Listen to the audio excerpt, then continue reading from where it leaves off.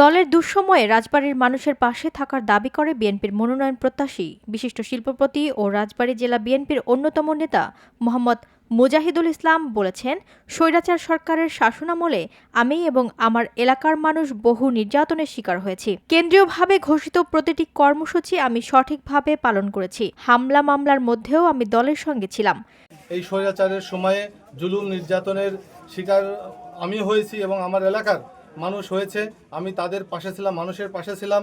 আমি নিজেও নির্যাতিত হয়েছি এবং দলীয় কর্মসূচিগুলো কেন্দ্র থেকে প্রত্যেকটা ইউনিয়ন পর্যন্ত যতগুলো দলীয় কর্মসূচি কেন্দ্র ঘোষিত হয়েছে, আমি প্রত্যেকটা কর্মসূচি সঠিকভাবে সুন্দরভাবে পালন করেছি।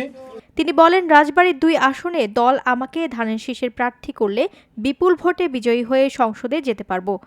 ধানের শীষ প্রতীক উপহার দেয়, আমাকে যদি মনোনীত করে, আমি এই রাজবাড়ী 2 থেকে বিপুল ভোটে বিজয়ী হয়ে সংসদে যেতে পারবো।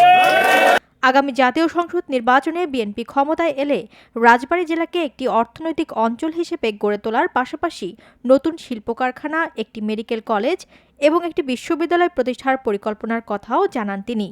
আমাদের উন্নয়নের মধ্যে রয়েছে এখানে রাজবাড়ী জেলার যে পদ্মা ব্যারেজ, যেটা পাংশা থানার হাবাসপুর থেকে সুজানগর যে একটা পদ্মা ব্যারেজ হবে, এই ব্যারেজে একটা পাওয়ার প্ল্যান্ট হবে এবং 4 লেনের একটা রাস্তা হবে, সাথে রেল সেতু হবে এবং এখানে একটা ড্যাম তৈরি হবে। এটা আমরা বর্ষা মৌসুমে পানি ধরে রেখে এই অঞ্চলের, এই উত্তর অঞ্চলের প্রায় 26টা জেলার এই ড্যামের পানি দ্বারা উপকৃত হবে এবং কৃষিক্ষেত্রে এবং ব্যাপক একটা সফলতা অর্জন করবে।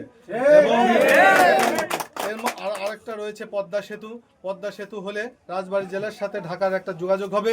রেল সহ দ্বিতীয় পদ্মা সেতু বাস্তবায়নে আমরা কাজ করছি এবং আমার দল যদি আগামীতে ক্ষমতায় যায়, তাহলে এই উন্নয়নটা আমাদের একটা মাইল ফলক হবে বলে আমি মনে করি।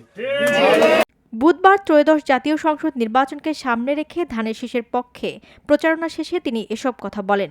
এর আগে তিনি বিএনপির ভারপ্রাপ্ত চেয়ারম্যান তারেক রহমান ঘোষিত 31 দফা বাস্তবায়ন ও ধানের শীষকে জয়ী করার লক্ষ্যে পাংশা উপজেলার বিভিন্ন ইউনিয়নে মোটরসাইকেল শোডাউন পরিচালনা করেন। ওই শোডাউনে বিপুল সংখ্যক কর্মী সমর্থক অংশগ্রহণ করেন। মোহাম্মদ মুজাহিদুল ইসলাম রাজবাড়ী 2 আসনের মানুষের সেবা করার এবং সুখে দুঃখে পাশে থাকার সুযোগ কামনা করে সবার কাছে দোয়া প্রার্থনা করেছেন।